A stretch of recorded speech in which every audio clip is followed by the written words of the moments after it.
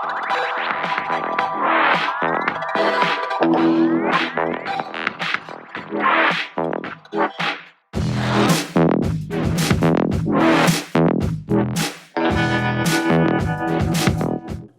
to the Coach Harp Show.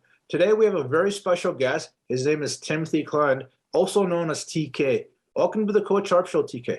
Oh, Coach Harp, thanks for having me. You know, I'm a big fan. I love always watching your show with all your amazing guests you have. So appreciate it. Pretty humble to be on here.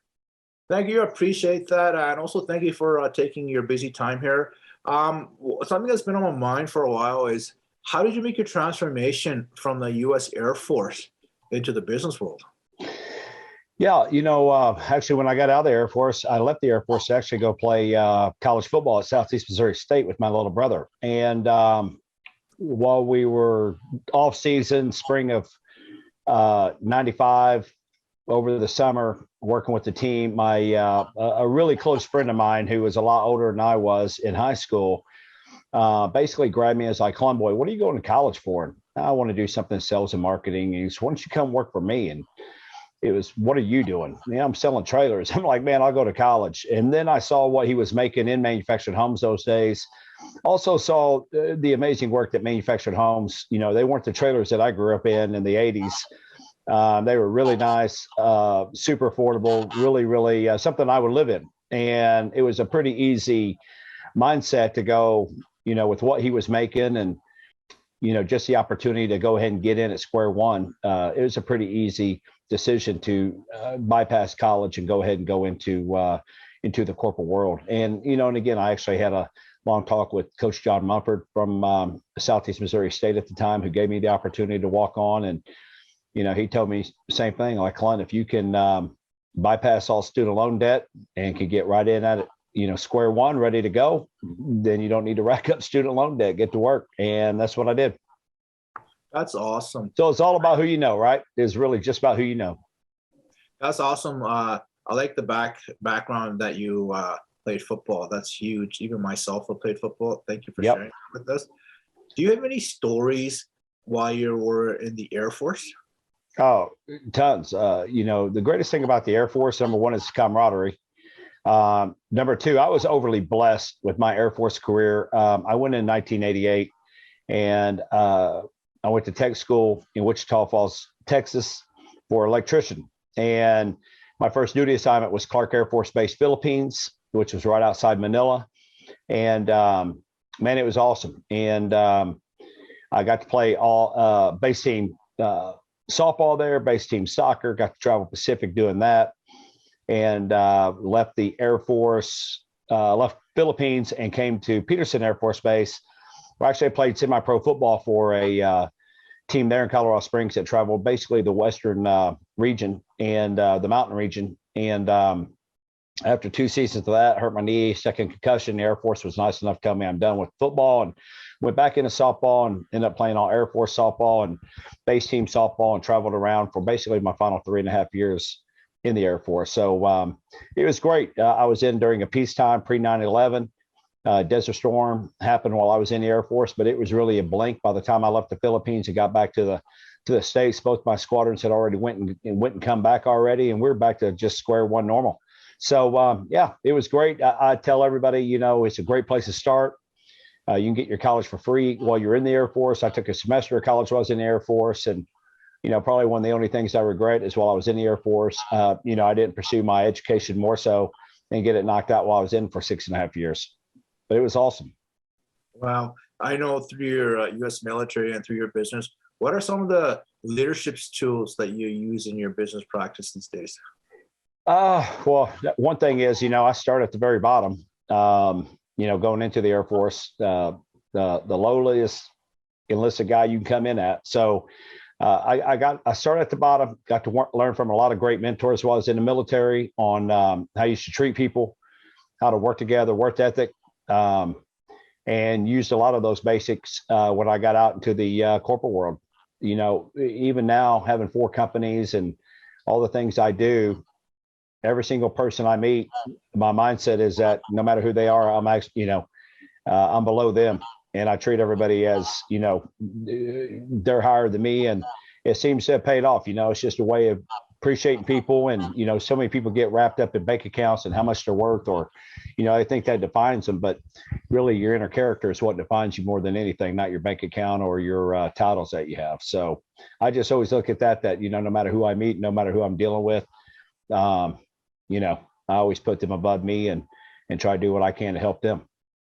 I like how you say that, like we're servants more, we serve others. 100%. That's a great, that's Yes. exactly the way to put it. 100%. Yes. As we're talking about that, why is it important to build relationships in your personal life and your business life? Well, relationships, I mean, that is your bank account, right? I mean, your relationships are worth more than gold, especially in my book. I couldn't be where I'm at without the relationships I have within the athletic community, corporate community, philanthropic community.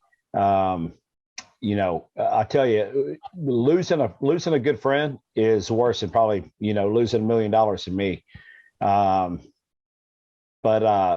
I try not to let it happen. But, not everything lasts forever. But getting losing somebody you care about is just devastating. And again, to me, relationships are your bank account. I mean, you're the most valuable thing you have. And the circle I'm in, it's very hard to get in, very easy to get out. And I've been in that circle and continue moving to even smaller circles, for the last 25 years. So, you have to do things the right way, and you have to say what you mean and do what you say. And, people respect that. And if you do that, you have great relationships, and people know they can count on you, and they'll appreciate you, and they'll be there for you when you need them, and vice versa. I appreciate that, because even my books, I consider you as a mentor and a leader, because some of the stuff you've done, you've inspired me too. As we're talking about this, what are some of the struggles that you dealing with some of the clients and the sports celebrities that you are regularly involved with? I really don't have a lot of issues. If I have any issues, I usually don't work with that person or hang out with that person, be honest with you. If somebody's super diva, probably not the kind of individual I'm hanging with. All the celebrities from sports and TV and film, some of the biggest names in all the genres, they're just like individuals, just like you and I. For the most part, they just have better paying jobs a lot of times. And, they're on TV more often. So, but they're just normal people like us. They want to be treated like normal people. If you didn't know who they were, their background, you would love them anyway. And those are the type of people, like if it wasn't, just example, you meet Matthew McConaughey. If you didn't know who Matthew McConaughey was, you'd be like, man, what a great guy. I love this guy. He's genuine. He's real. He's, got, again, a servant type mentality of what can I do to help? He's that type of individual, right? But again, on the flip side, he's Matthew McConaughey. So a lot of people, oh my God, it's Matthew McConaughey. But again, that's how he is in real life. What you see on TV is what you get. And those are the type of individuals I like hanging out with. I appreciate that. It's a circle of a group of people that will get you to where you want to go in life. 100%. And that's one of the things I really value about you, which really inspires me. Oh, man, thank you. And as we're talking about this, when do you give back to the community? Probably a better question is when I don't. Seems like daily I get calls for people asking for help, or, philanthropic foundations and different charities, looking for assistance. It's pretty much a daily basis. Myself, I do a couple big celebrity softball games per year to give back to a couple, more than a few charities, and use that opportunity as a way to bring my connections and relationships together for everybody to have some fun, to give back to the fans, and also raise awareness and some monies for the charities and foundations that we're supporting during those games. So, but daily, I mean, and even this weekend, I'm leaving Texas to go to Phoenix for a gala that I was invited to that helps with brain injuries and whatnot. So it's a lot of fun, but it's also a lot of work, but it's all for the right cause. So it all makes sense. I love that, because when you're talking about serving for a good cause, that makes you feel good at night and you go to sleep.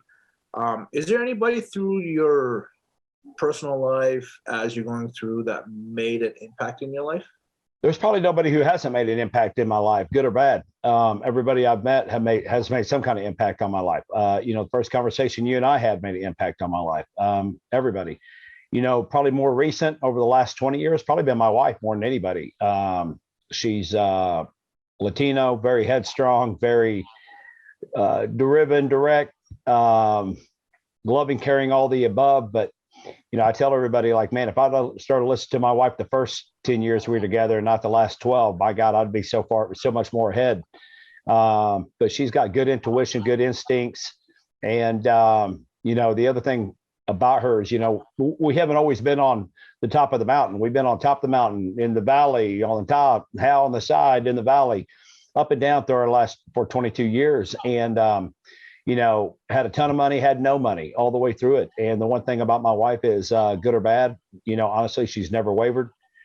She's probably had a few choice words during the bad times, but she always has a few choice words during the good times too. But, she's between her and my children, they're probably my biggest inspiration. And also she's somebody I really lean on, probably more than most anybody, honestly. I mean, I kick a lot of ideas off her. I have her look at things I'm thinking about doing to get her opinion on things. And so, yeah, probably my wife, Jessica, more than anyone. I find that very admirable of you, because the reason why is behind every successful man, there's always a woman. Mm-hmm. And sometimes we forget to give that credit. And Right. I'm saying that shows me you have a lot of good stature, and you're really old fashioned, because you give credit where credit is due. So I want to say, well, thanks. I got a ton of great mentors in my life. A lot of great men who've done great, a lot of great women who've done great. And, I really don't spend a lot of time with people who haven't done something to be successful. And, because, nobody gets, success is by design. So nobody got there easily. It's hard no matter what you're doing. It's hard. It's a lot of dedication, a lot of daily work. It's a grind on every day. That's why there's not that many successful people, because it's not easy.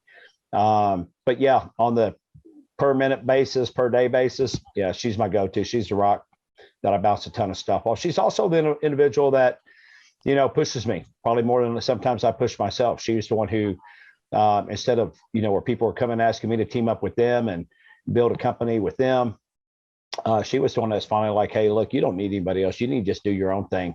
And that way you can control your own destiny, and somebody else is not controlling it. And that's really where, the inspiration behind Verve came. And then it's just grown from there. So without her kind of pushing me out of the nest saying, hey, you need to get going and go do your own thing, not sure where I'd be honest with you.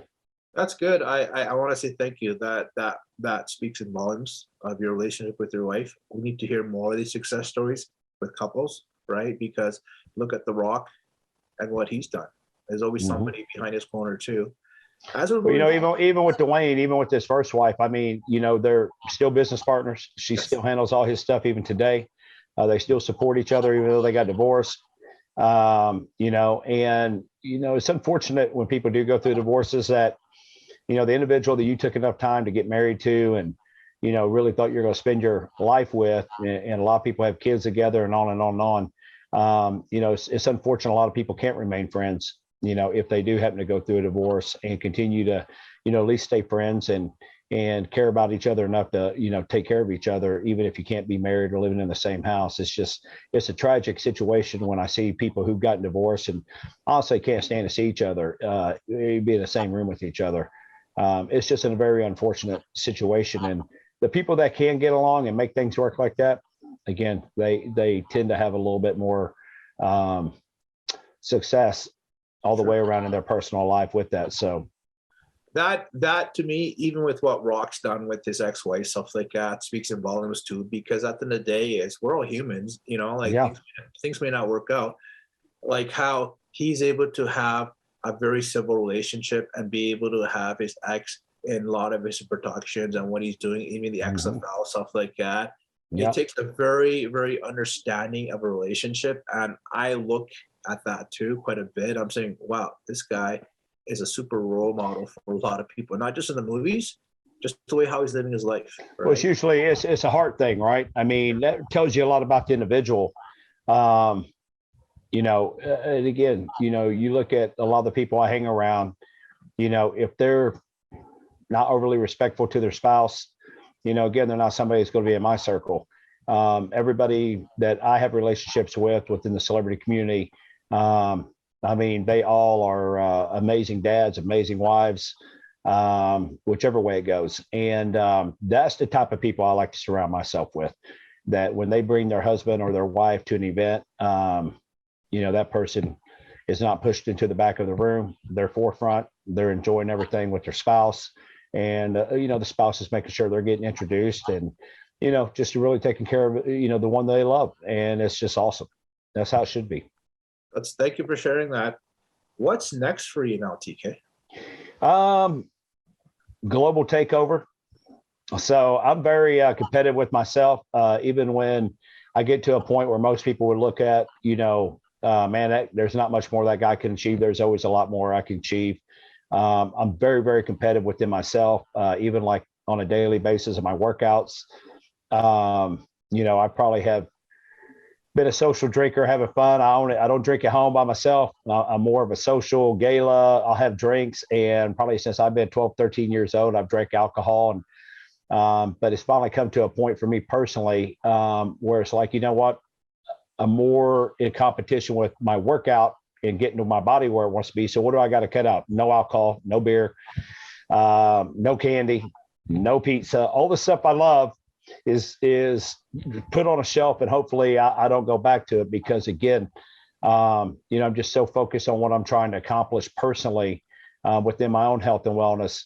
But it's the same thing for everything I do, whether it's my different companies with Verve, whether it's the celebrity games, whether it's helping a foundation, whether it's talking to somebody, whatever it is, they deserve 100% of your time at that time, and 100% of your attention and dedication and determination whenever you're in front of somebody. So, no matter what I do, that's just kind of my mindset, is to make sure everybody gets the best when I'm there. And, and again, I just start looking at things like, as much as what I would consider fun and things I do to have fun, do they really benefit me in the long run? Are they really actually helping me? Or are they hurting me? Is this box of Little Debbie's chocolates going to do me good? Even though for the short term, it's going to do me real good. I'm going to love to eat that whole box of Little Debbie cupcakes.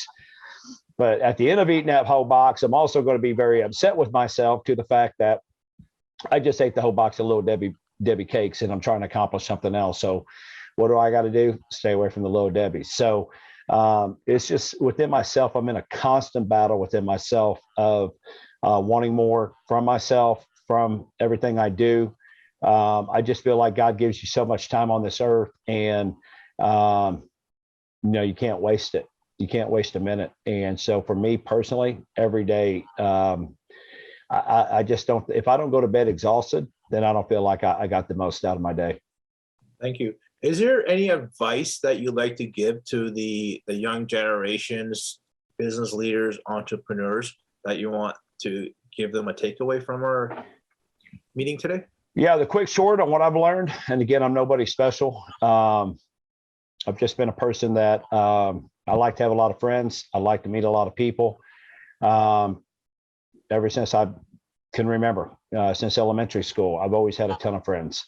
The one thing is, as you go and grow, again, relationships are the most valuable thing, but success is by design. If you can take anything away from what we talked about today, is know that success is by design. And if you want to be whatever you want to be great at, start Googling, finding somebody, YouTube, books, whatever. Find that person that has gone before you, has been very successful at what you're trying to accomplish, and honestly copy them.